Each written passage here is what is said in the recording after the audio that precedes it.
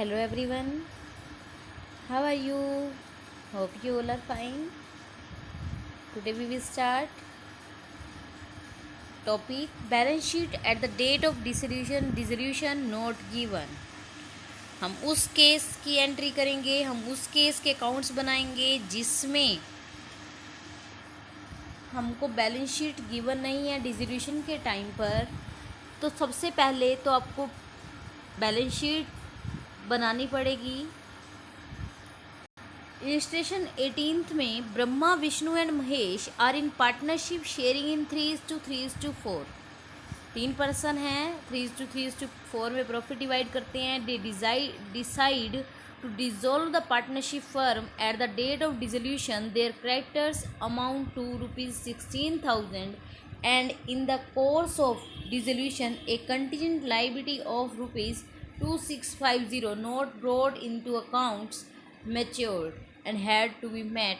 Their capital stood ₹12,000, 10,000 and 8,000. Vishnu की capital 10,000, Mahesh की capital 8,000 और ब्रह्मा की कैपिटल जो है वो 12,000 है। Vishnu had lent to firm in addition to capital 14,000. The assets realized ₹40,150. तो सबसे पहले तो एसेट्स रिलाइज़ की जो बात है वो तो हमारी बाद की बात है, क्योंकि जब एसेट्स को सेल करने पर अमाउंट मिलेगी ये उसकी बात है। तो सबसे पहले हम क्या करेंगे, अगर आपको क्वेश्चन में बैलेंस शीट गिवन नहीं होती है तो वो बनानी होती है आपको। तो फर्स्ट ऑफ ऑल हम मेमोरेंडम बैलेंस शीट या फिर आप खाली बैलेंस शीट जो कह सकते हैं। मेमोरेंडम का मतलब ये हो जाता है कि रफली हम एक बैलेंस शीट बना रहे हैं। तो एसेट्स की वैल्यू क्या है वो हमको गिवन नहीं है, लेकिन हमको क्रेडिटर की वैल्यू गिवन है जो कि 16,000 थी और एक कंटीजेंट लायबिलिटी थी वो जो कि कंटीजेंट लायबिलिटी जो है हम बुक्स में शो नहीं करते हैं, क्योंकि हम उसके फुट नोट में ये दिखाते हैं कंटीजेंट लायबिलिटी की। तो यहाँ देख सकते हैं आप, विष्णु का लोन आपको 14,000 उसने बोला एडिशन टू कैपिटल उसने दे रखा है, कैपिटल के अलावा जो है वो दे रखा है। उसके बाद ब्रह्मा, विष्णु और महेश की कैपिटल करने के बाद आपकी जो एसेट्स की अमाउंट नहीं गिवन थी वो हम बैलेंसिंग फिगर जो है वो एसेट्स की कर देंगे। एसेट्स का करने के बाद आपने क्या करा, रियलाइजेशन अकाउंट आप बना रहे हैं, एसेट्स को ट्रांसफ़र कर दिया आपने डेबिट साइड में और लाइबिलिटीज़ को ट्रांसफ़र कर दिया आपने क्रेडिट साइड में। अब आपको पता है एसेट जो है वो 40,150 की रिलाइज़ हुई है और लाइबिलिटीज़ में हम क्रेडिटर्स को पे करेंगे। कंटीजेंट लाइबिलिटी जो पहले कंटीजेंट लाइबिलिटी थी लेकिन अब उसको पे कर दिया गया है, कहा था पीछे। तो उसके बाद जो हमारा अमाउंट आता है वो ट्रांसफ़र कर देंगे हम उनके लॉस बनाकर कैपिटल अकाउंट में। तो लॉस आ जाता है 6,750 9,000 का। उसके बाद आप विष्णु का लोन अकाउंट प्रिपेयर करेंगे। विष्णु के लोन अकाउंट में बैलेंस हो गया और कैश के अमाउंट पेमेंट उसकी कर दी गई।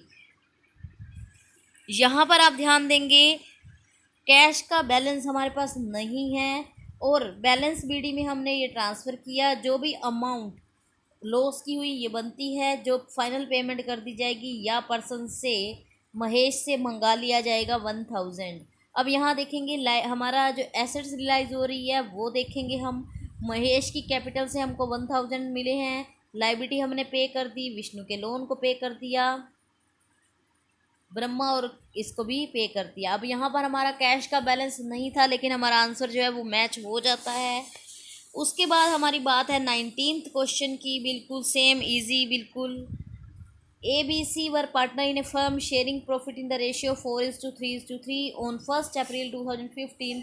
The decide to dissolve the firm on the date A's capital was rupees 1,25,000 and B's capital was rupees only 45,000। C's capital was जो है वो डेबिट बैलेंस शो कर रही है 15,000 का। तो आपको बनाना है क्या कि क्रेडिटर्स की अमाउंट जो है वो 23,150 है, कैश इन हैंड 3,920 है, एसेट्स रिलाइज हो रही है ये बाद की बात है, एक्सपेंसेस भी बाद की बात है, आपको वर्किंग क्लियरली दिखानी है। तो एसेट्स जो है कैश इन हैंड आपको गिवन है, डेबिट बैलेंस आपको गिवन है, क्रेडिट बैलेंस आपको ए और बी का गिवन है। तो यहाँ बैलेंसिंग फिगर में हमारा आ जाएगा 1,74,230। अब जब आपकी 1,74,230 आ गया तो उसको आप कहाँ ट्रांसफ़र करेंगे? हम ट्रांसफ़र करेंगे रियलाइजेशन अकाउंट में। अब रियलाइजेशन अकाउंट में कैश एसेट्स कितनी रियलाइज़ हुई हैं? 1,44,910 की, और लाइबिलिटी जो थी वो आपने यहाँ ट्रांसफ़र कर दी। उसके बाद एक्सपेंसेस पे किए, क्रेडिटर्स को पे किया, और जो हमारा दोनों साइड का टोटल करने पे पता चला कि लॉस आ रहा है 31,180 का, तो आपने क्या करा, उसको पर्सन में उनके प्रॉफिट शेयरिंग रेशियो में डिवाइड कर दिया। उसके बाद जो हमारी बात आती है यहाँ पर, ओनली हमको वर्क रियलाइजेशन अकाउंट बनाना था। आप देख सकते हैं यहाँ,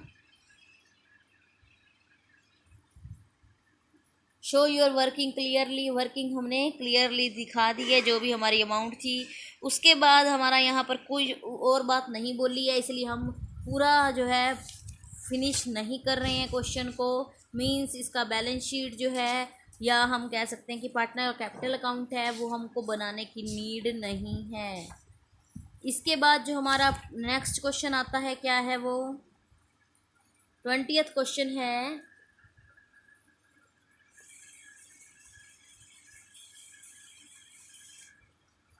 A and B who were sharing profit and losses in the ratio 60% and 40%। अब देखो 60% और 40% का है, तो 60/100 40/100 करके क्या आ जाएगा? 3:2 रेशियो हो जाएगा।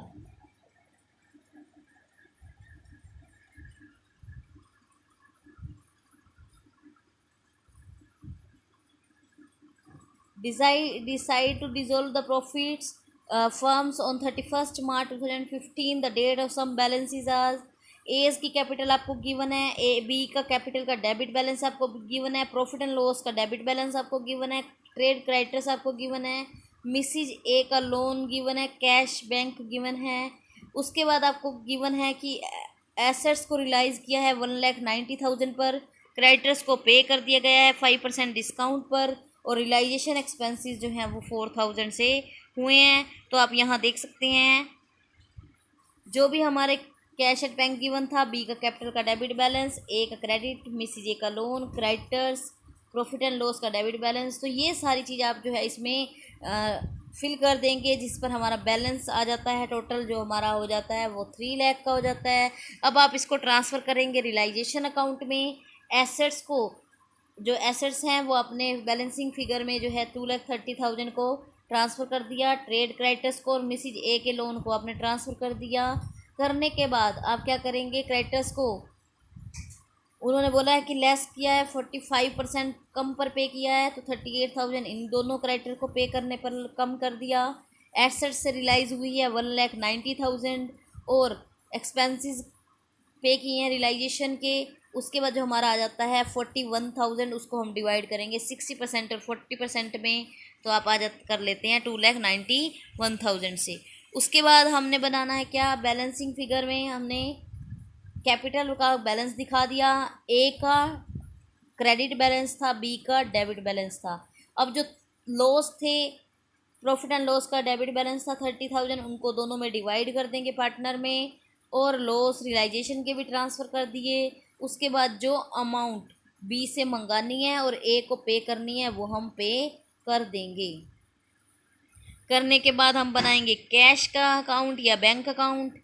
तो देखेंगे बैंक अकाउंट क्या कहता है कि 38,000 पे किए हैं, बैलेंस बताता है 15,000 का, एसेट से मिला है 1,90,000, बी की कैपिटल से मिला है 53,400, and loan from A's paid, realisation के एक्सपेंसेस पे और ए की कैपिटल में पे कर दिया है। इसी तरह 21 क्वेश्चन एंड 31 तक बिल्कुल सेम क्वेश्चन है। देखते हैं 31st। ABC are partner in a firm sharing profit and losses in the ratio of 1/2, 1/3 and 1/6। On 31st March 2018 their balance sheet was as follows।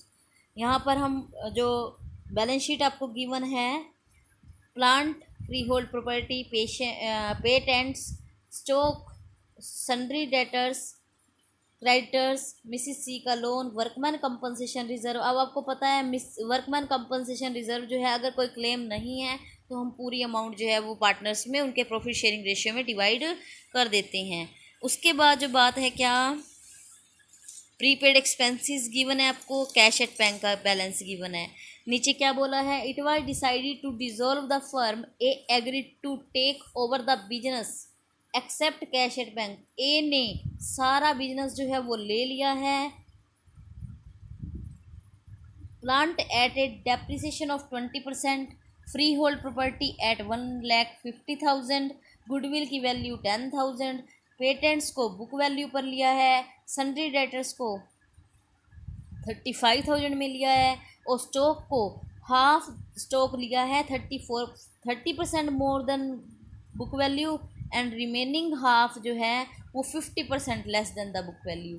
देखेंगे स्टॉक का टोटल जो है आपका वो है कितना, आपका स्टॉक है 40,000, तो 40,000 के स्टॉक को उसने लिया है हाफ को, 40,000 का हाफ मतलब 20,000, 20,000 का 30% मोर, 20,000 का 30% मोर कितना हो जाएगा 600, सॉरी 6,000, तो 20,000 वाले को तो 26,000 में लिया है, और जो बाकी है 20,000 उसको 50% लेस देन बुक वैल्यू, मतलब कि 20,000 का हाफ कितना हो जाएगा 10,000, तो टोटल स्टॉक जो है वो 36,000 का लिया है। सी का लोन जो है, मिसिस सी का लोन भी और क्रेडिटर्स को पे करने की बात हुई है, और वह सारा कुछ जो है वही पे करेगा और वही एसेट्स को ले लेगा। डिसोल्यूशन जो है एक्सपेंसेस 1,000 के आए हैं। तो सबसे पहले तो आप यहाँ देखेंगे जो भी आपके एसेट्स हैं उनको आपने ट्रांसफ़र किया,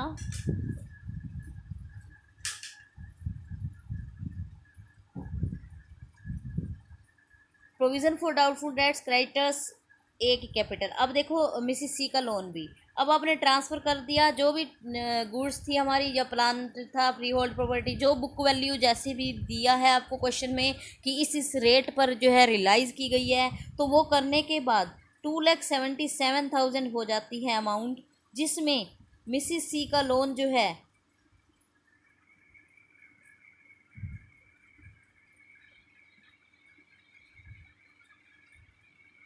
क्रेडिटर को 22,000 का पे किया है, और मिसिस सी के loan was to be repaid.